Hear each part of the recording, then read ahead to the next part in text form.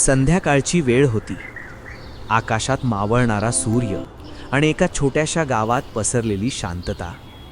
त्या गावात एक छोटंसं घर होतं आणि त्या घरात राहत होती एक आई, जिच्या आयुष्यात एक छोटासा दिवा होता, जो अनेक वर्षे जळत राहिला पण कधीच विझला नाही. दररोज संध्याकाळ होताच सीमा नावाची ती स्त्री तुळशीच्या झाडासमोर एक छोटासा दिवा लावत असे. पाऊस असो, वादळ असो किंवा थंडी, तो दिवा लावण्याची तिची सवय कधीच चुकली नाही. सीमाचं संपूर्ण जग तिच्या मुलाभोवती फिरत होतं.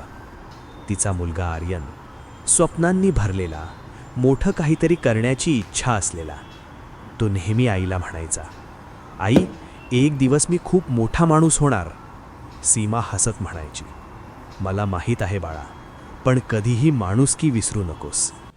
आईच्या डोळ्यात अश्रू होते, पण तिच्या मनात आशा होती. जाण्यापूर्वी ती म्हणाली, बाळा, मी रोज तुझ्यासाठी एक दिवा लावेन. त्या दिवसापासून प्रत्येक संध्याकाळी सीमा तो दिवा लावत राहिली. तो दिवा फक्त प्रकाश नव्हता, तो तिच्या प्रेमाचा आणि आशेचा प्रतीक होता. वर्षे जात राहिली, ऋतू बदलत राहिले, पण एक गोष्ट बदलली नाही, तो दिवा जो रोज तसाच जळत राहिला. कधी कधी रात्री सीमा त्या दिव्यासमोर बसून प्रार्थना करत असे. तिच्या मनात एकच इच्छा होती, तिचा मुलगा सुरक्षित राहावा. एक दिवस अचानक दरवाजावर टकटक झाली. सीमाने दरवाजा उघडला आणि दारात उभा होता तिचा मुलगा आर्यन. तो सुरक्षित होता आणि आईच्या डोळ्यात आनंदाश्रू होते.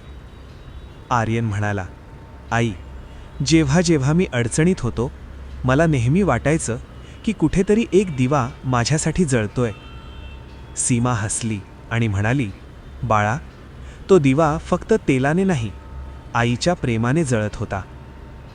लक्षात ठेवा, खरं प्रेम आणि आशा कधीच विझत नाही. कधी कधी एक छोटासा दिवा देखील संपूर्ण आयुष्य उजळवू शकतो.